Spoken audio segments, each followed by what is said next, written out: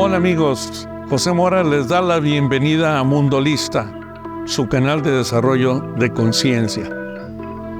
Hoy quiero traer aquí un tópico que considero muy relevante, espero estés de acuerdo conmigo, que es la ansiedad, que es un mal de salud mental que tiene que ver con el mundo y el estrés, o el estrés en el mundo.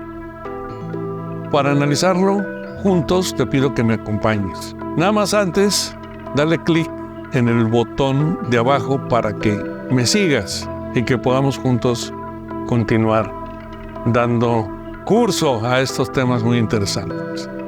También dale en la campanita para que te manden las alarmas y las alertas en función a los temas conforme estos vayan saliendo. Y al último, si te gusta este video, dale like. O sea, pícale todo lo que veas ahí abajo. Vamos pues con el tema. La ansiedad. La ansiedad, si lo queremos ver desde un punto de vista poético, pues es materia de canciones, materia de poemas. Sin embargo, hemos de ver que la inspiración en muchas de las ocasiones abreva de circunstancias muy complejas de la mente humana. Y es entonces que tenemos que tener ese cuidado de no alinearnos siempre con lo que aparentemente pues es bello, es digerible, porque en realidad puede ser un alimento para más de lo mismo. Bueno, pero ¿qué es la ansiedad? ¿Cómo nosotros podemos de alguna forma aproximarnos a una idea desde el punto de vista ordinario de lo que es la ansiedad? Bueno, es una reacción, es una emoción. Sin embargo, cuando nosotros nos ponemos, como por ejemplo en este momento yo puedo decir, oye, pues me estoy poniendo frente a las cámaras y pues siento una efervescencia dentro de lo que es mi estómago y siento que tal vez se acelera mi corazón, siento una agitación y posiblemente un malestar. Eso es ansiedad en un término muy general. Desde el punto de vista psicológico, la ansiedad es como un aviso de amenaza, que no necesariamente es real. Sin embargo, por nuestros condicionamientos, por nuestra historia, por las circunstancias que han hecho que nuestras alertas y nuestras alarmas personales se activen, es entonces que se empiezan a sentir esta circunstancia compleja, inespecífica y compleja. No sabemos si es real, no sabemos si realmente esto comprende un peligro inminente. Sin embargo, ahí está. Lo sentimos y muy probablemente nos desvíe de nuestro objetivo. Entonces, es un asunto que necesitamos tratar desde dos perspectivas. Una, desde el punto de vista de cómo y por qué, cuál es el origen y por qué actúa de esa manera.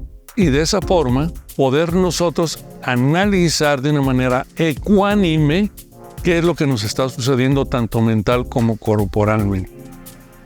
Si nosotros logramos eso, fíjense cómo en este momento mencioné una acción que es un adjetivo que es ecuánime.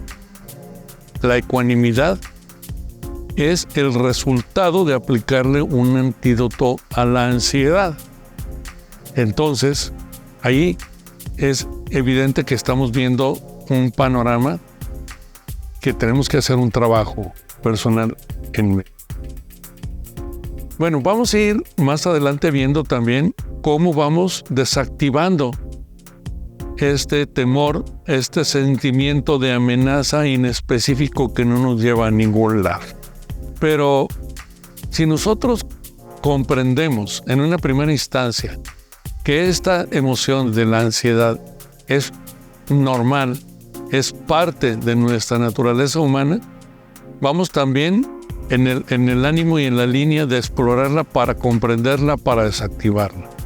Sin embargo, lo más usual y sobre todo en la vida moderna es de que nos perdamos en la complejidad de nuestra propia mente esa complejidad que tiene que ver como en el sentido de que como no es un asunto específico, un asunto que estemos identificando de primera instancia de una manera natural y directa, entonces la mente empieza a elaborar, empieza a divagar, empieza a especular. Y en esa divagación, especulación, se empieza también a enredar lo que es la parte de las sensaciones corporales. Y es entonces que se genera un loop que es vicioso. Un loop vicioso en el sentido de que, aunque no tenga ninguna razón ni ninguna explicación, caigo en eso repetitivamente. Y cuando caigo en eso repetitivamente y no tengo salida a esa sensación inespecífica y compleja, es entonces que esto puede devenir en un trastorno incapacitante. Entonces, mientras esta sensación de incomodidad, esa sensación de agobio, de amenaza, no nos incapacite para enfocarnos en nuestros objetivos y en nuestra vida diaria, pues está afectando nuestra salud y nuestra corporalidad, pero no nos incapacita. Sin embargo, si esto se vuelve crónico, sin salida, y empieza realmente a ser recurrente y a escalar y nos incapacita, es decir, el miedo, el temor, la sensación de amenaza, llega a ser de tal tamaño que no podemos movernos porque así como si fuera un miedo permanente, no resuelto, nos paraliza. Y es entonces que se vuelve un trastorno. Y ese trastorno es entonces sí ya un inconveniente para estar en el día a día actuando con ciertas posibilidades de generar los resultados que nosotros estemos buscando.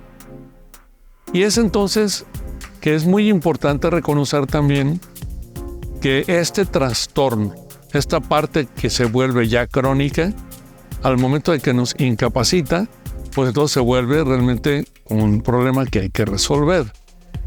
Bien.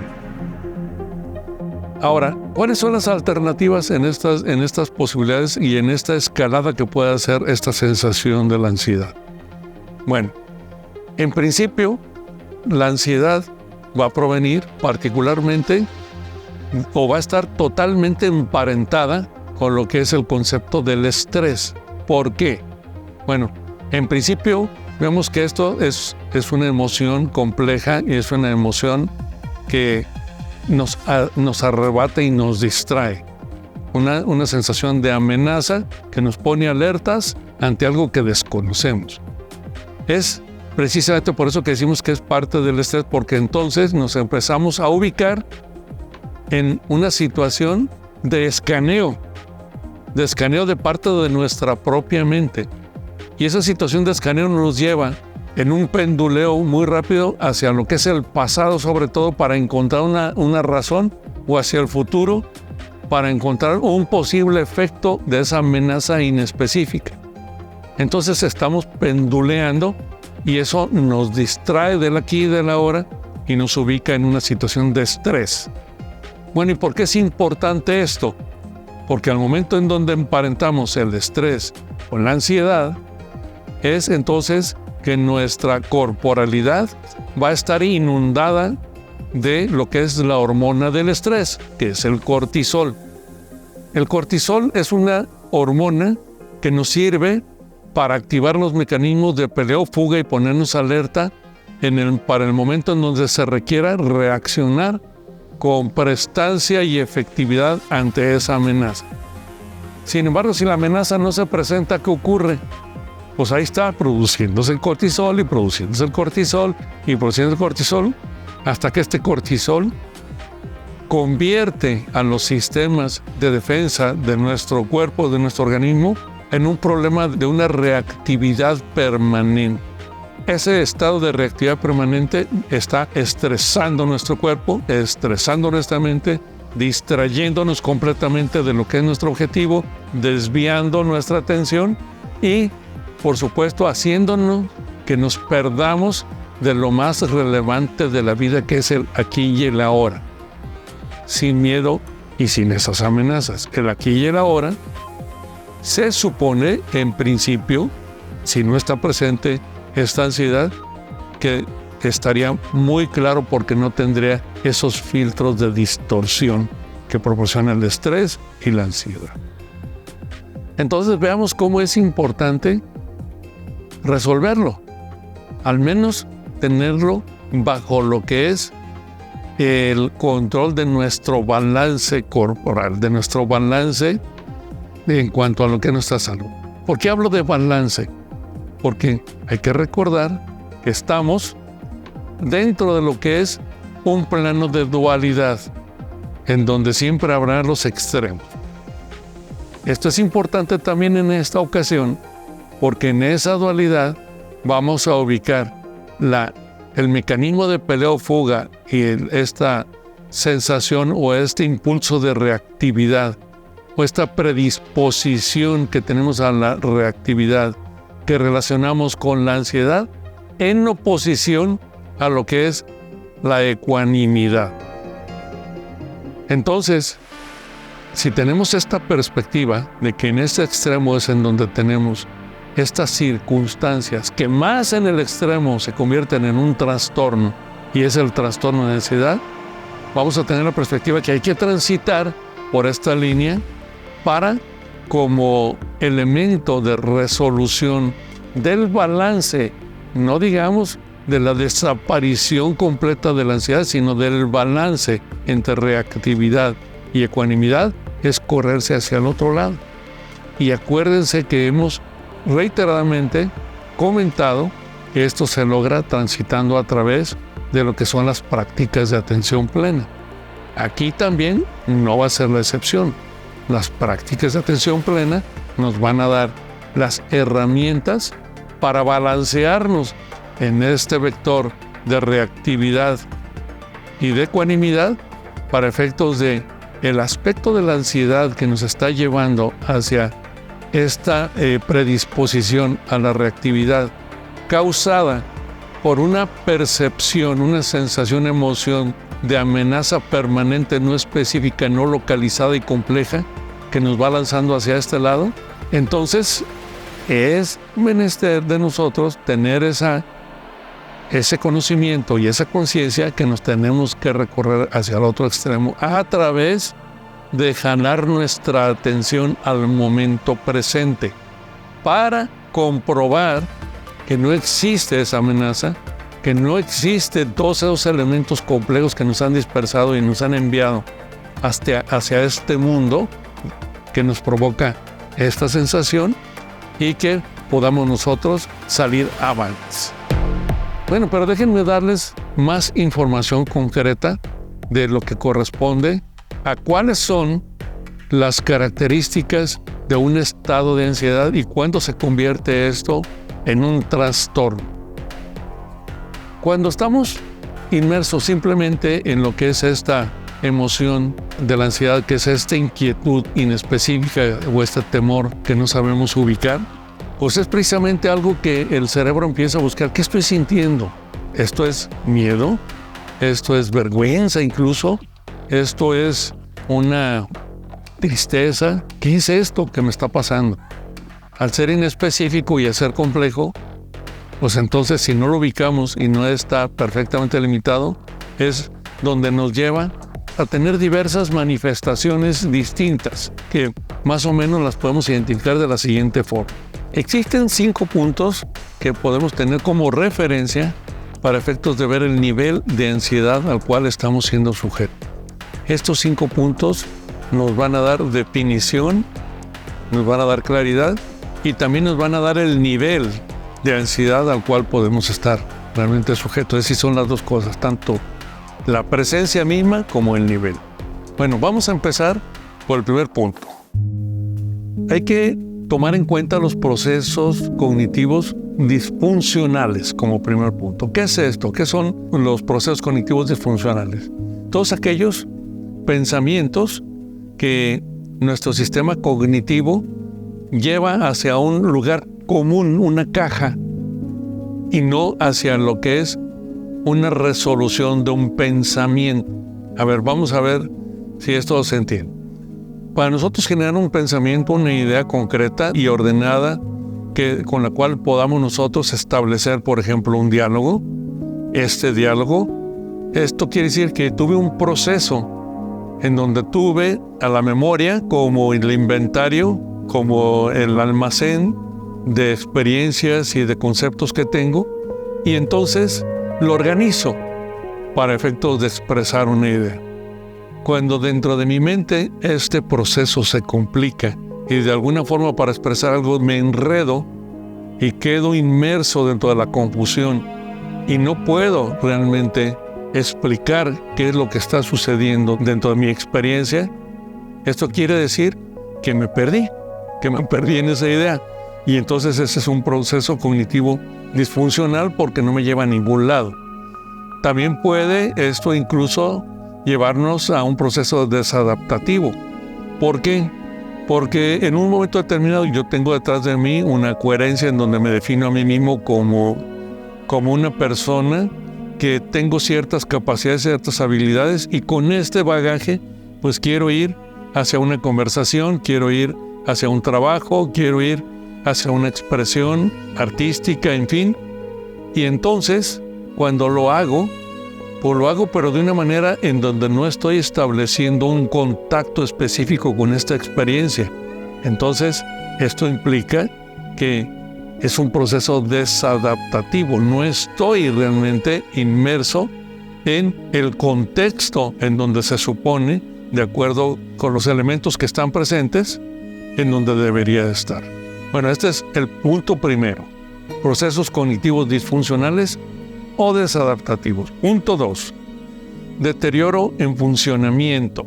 Si el primer punto me estaba llevando a lo que es un punto no deseado, es decir, un punto no clarificado, un punto que no estaba dentro de lo que es el proceso de generación disciplinado y ordenado de una experiencia, el punto número 2 es en el cual con esta parte, con esta misma información, yo no puedo sumergirme o no puedo engarzarme con lo que es una actividad en conjunto, con lo que es una actividad que me tiene que llevar a engarzarme con otras actividades. Esto es un proceso.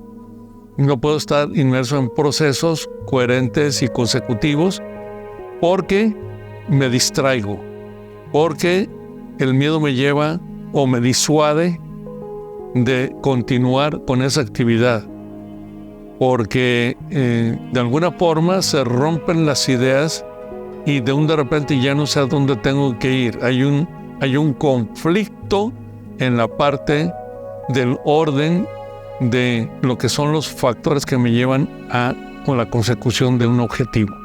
Entonces, el primer punto es: no tengo la capacidad de determinar que estoy aquí y ahora. Y el segundo punto es: no sé a dónde voy. O si sé a dónde voy, ya me distraje y de repente me fui por otro lado. Entonces me genera una incapacidad para continuar con un proceso. El punto 3 es: ¿qué tan frecuente se presentan este punto número 1 de lo que es el proceso cognitivo disfuncional? ¿O qué tan frecuente no puedo realmente concluir una actividad por esta razón? Si esto es un proceso que se presenta una vez cada mes, no hay ningún problema, pues entonces estamos viendo que es un estado de ansiedad pues sumamente aleatorio y accidental. Pero si se me presenta 8 horas en 24 horas o incluso más, 16 horas que puedo estar despierto, y de esas 16 horas, en 8 horas no puedo realizar una actividad coherente en conjunto, no puedo enfocarme en una actividad, no puedo enfocarme en una conversación porque me atacó, me desprendí de lo que es esta parte de tranquilidad porque me sentí amenazado, me sentí atacado, porque me sentí de alguna forma incluso avergonzado. Entonces, efectivamente también en este orden de cosas, por lo que es la persistencia de estos actos de ansiedad, entonces se puede decir que estoy en un nivel adicional que me puede llevar incluso a definir un trastorno. El punto 4, se genera esta ansiedad también por falsas alarmas. Es decir, si en un momento determinado yo vivo con mi sistema de pelea o fuga, es decir, mi sistema de reactividad, que de alguna forma se ha acostumbrado a actuar en circunstancias que no son reales, es decir, circunstancias que consuetudinariamente tienden a activar este mecanismo de alerta, de alarma, y se vuelve complejo porque no lo defino con toda claridad y me limita mis actividades y mis procesos y mis pensamientos ordenados. Y entonces esto también se comprueba que es bajo condiciones de estímulos no existentes. Entonces también es otro síntoma que habría que agregar a los demás. Sin embargo, es obvio que si yo soy el que está siendo evaluado en función de la existencia de este nivel de ansiedad, pues no soy yo mismo quien va a estar viendo que estas circunstancias no son reales, sino que me van a estar retroalimentando personas a mi alrededor, mi familia, mi pareja, mis compañeros de trabajo, mis jefes. Oye, pues fíjate que todo esto que nos comentan, lo que sucede, lo que estás manejando, pues son sobre circunstancias no reales. Nunca jamás nadie te ha amenazado aquí. Oye, esto que mencionas de que de alguna manera estás sumamente nervioso porque se puede presentar un terremoto en cualquier momento, pues sí suele temblar, pero esto es muy aleatorio. No es necesario que tengas toda la alerta en las 24 horas del día, puesto que de alguna forma son circunstancias que no están bajo tu orden y tu control. Circunstancias externas que posiblemente te estén afectando, pero que no son reales en este momento, no son amenazas que se estén presentando justo aquí y ahora. Aquí y ahora está un panorama distinto. Ubica. Ok. Entonces esto tiene que ver con la frecuencia. Y el último criterio tiene que ver precisamente con la hipersensibilidad. Es decir, cuando ya cualquier circunstancia que está ocurriendo alrededor de una persona, sea ambiental o sea en función de la conducta de otras personas, y que cualquier circunstancia, un guiño, una gota de agua, un pájaro, un perro, el maullido de un gato, el ruido de un abejorro, el ruido de una mosca, todo sea suficiente para crispar a una persona, esto quiere decir también, pues estamos en presencia de alguien que denominaríamos un neurótico. Bueno, esto habla de una hipersensibilidad. Esta hipersensibilidad también es un criterio para efectos de agregarlo a los demás y ver en conjunto en qué nivel de ansiedad estamos. Y si llegamos a concluir que bajo estos criterios estamos en un nivel de ansiedad que nos lleva a considerar que estamos ya en un trastorno, esto quiere decir que nos incapacita frecuente de una manera muy cotidiana para realizar nuestras actividades cotidianas.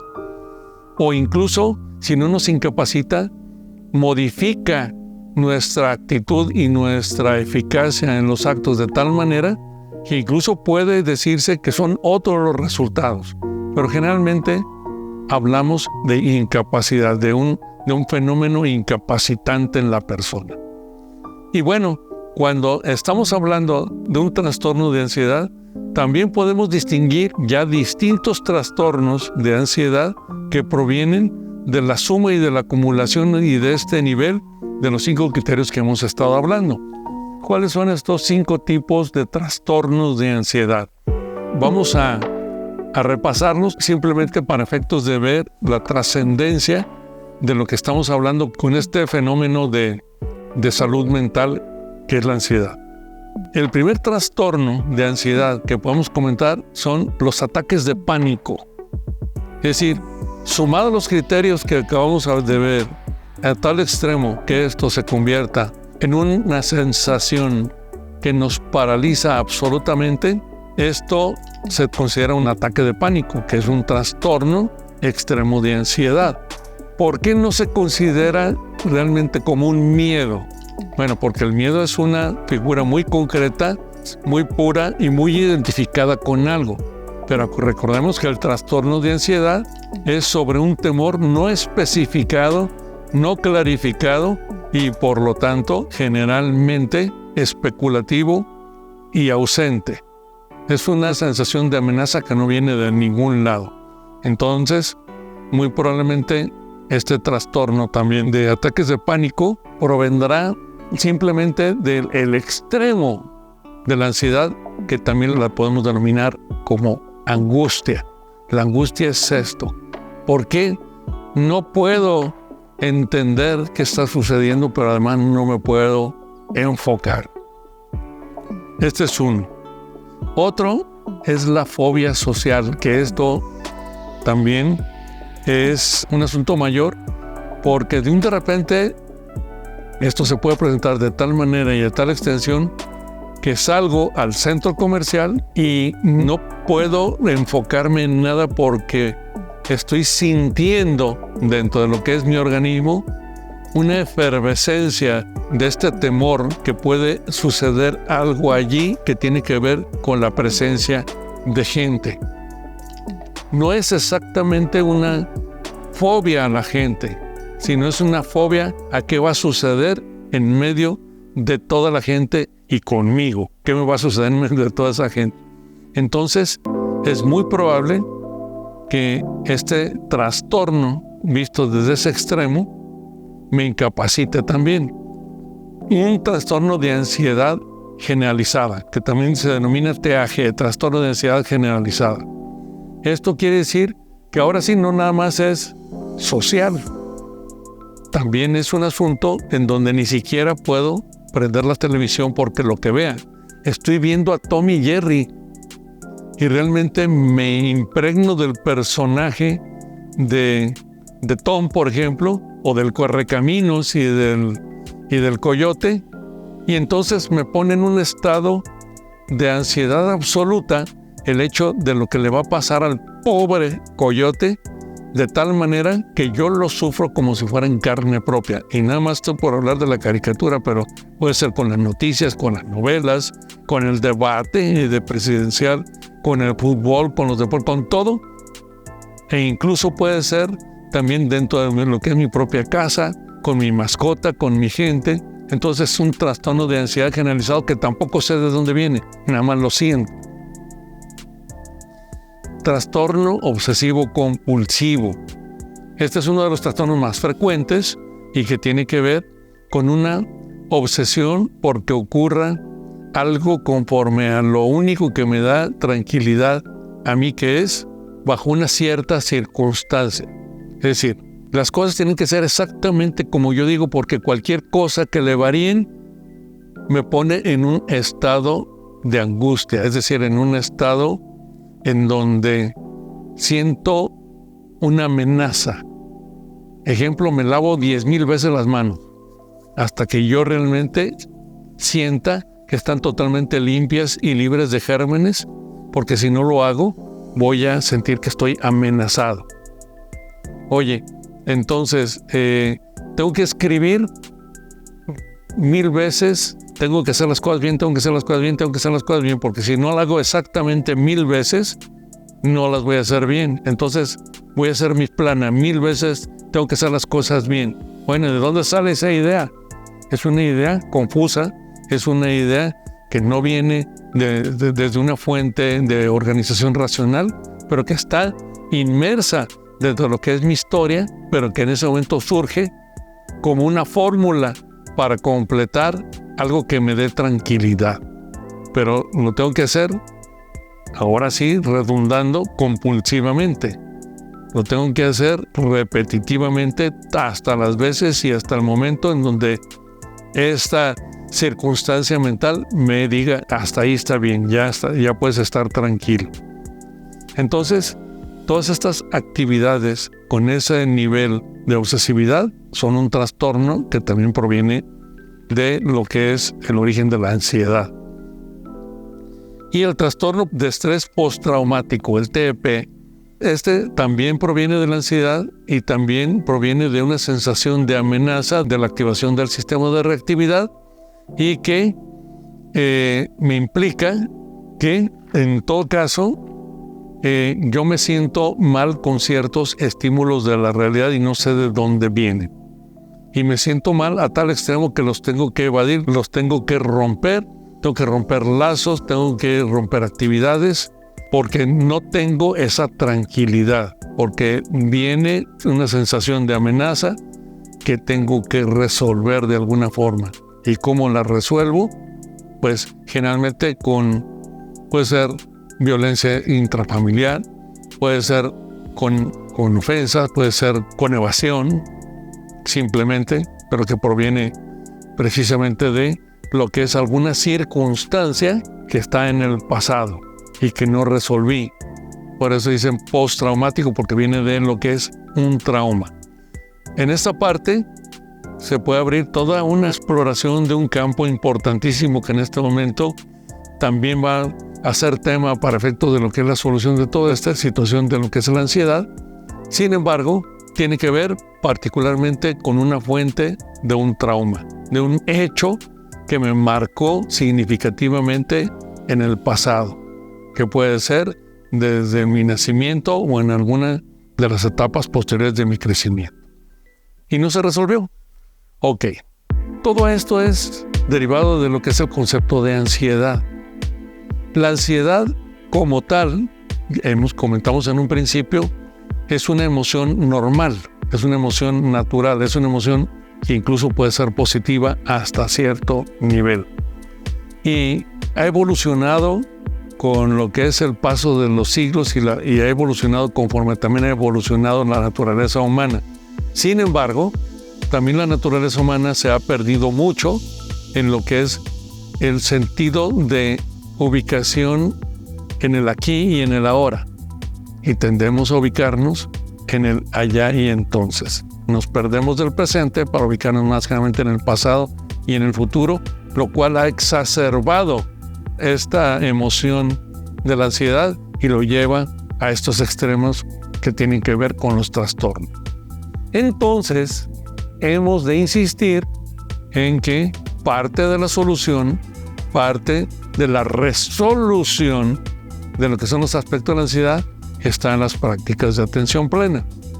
Si estamos nuevamente ubicándonos en este intersticio de las prácticas de atención plena, vamos a estar alimentándonos, vamos a estar recibiendo de alguna forma una formación interna que nos va a permitir entrar en 4 cajones adicionales que van a ser palanca para resolver también este tema de la ansiedad, que es la parte del amor universal o de la bondad universal, de lo que es la compasión y la autocompasión, lo que es la alegría por vivir y lo que es la ecuanimidad. Estos 4 factores de los cuales nosotros cultivamos a través de lo que son las prácticas de atención plena, permiten que dentro de lo que es el aspecto de la ansiedad, la mente se organice. ¿Por qué se va a organizar la mente? Bueno, porque la mente es parte de este sistema cognitivo que generalmente está actuando de una manera desorganizada y está actuando de una manera que está muy condicionada con lo que es nuestra historia. Pero si a través de esta práctica empezamos a organizar esa información, empezamos a priorizar estas experiencias y a manejarlas como positivas para efectos de eliminar nuestra vergüenza, tratarnos mejor a nosotros mismos, que esto es la parte de la compasión y la autocompasión. Entonces, forzosamente, no hay de otra. Nos vamos a ir encaminando hacia un aquí y una ahora. Y el aquí y la ahora siempre que nos da disfrute. ¿Por qué? Porque en este aquí y en ahora exacto no va a estar presente esta sensación de amenaza inespecífica que es la ansiedad. Solamente está nosotros y nuestra parte esencial experimentando integralmente esta alegría por estar en este momento, aceptando todas las circunstancias que nos rodean y resolviéndolas. ¿Y cómo se van a estar resolviendo? Pues precisamente porque tenemos acceso a la ecuanimidad, que es el extremo de la reactividad, que es la fuente de la ansiedad. Entonces, las prácticas de atención plena nuevamente vuelven a ser la palanca con la cual vamos a balancear nuestro mundo. No es una panacea, nada es una panacea, porque incluso simplemente para atraernos a la decisión de sumergirnos en estas prácticas de atención plena, tenemos que realizar enormes trabajos de conquista de nosotros mismos.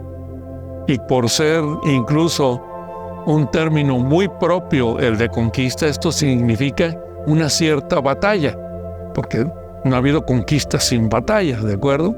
Entonces, ¿contra quién es la batalla? Con nuestra propia autocomplacencia, con nuestra propia zona de confort, con nuestra propia manera de leer nuestra vida, que nos dice a través de la mente: oye, todo lo que te dice este tipo es una extravagancia, no le hagas caso. Bueno, en ese momento volvemos simplemente a desconectarnos de esta posibilidad y nos vamos a reconciliar con nuestro mundo ansioso, nuestro mundo inespecífico y nuestro mundo que nos puede llevar a través de toda esta bola de nieve a todas estas circunstancias que no deseamos, pero que también a veces no tenemos esa valentía y decisión suficiente para resolver. Hasta aquí llegamos con este tema de la ansiedad. Sí, también lo viví, lo confieso, en muchas partes de esta exposición y de esta explicación sentí esa parte de la ansiedad, sentí esa conexión con ese temor de no ser lo suficientemente claro, de tener pena, de tal vez no estar realmente explicando correctamente. Y realmente creo que lo que de alguna forma salva mi llegada hasta este punto es el deseo indeferible de enfocarme en estar aquí y ahora con todos ustedes para intentar aportarles esta palanca. Muchas gracias, nos vemos en la próxima y les mando un abrazo. Háganle clic.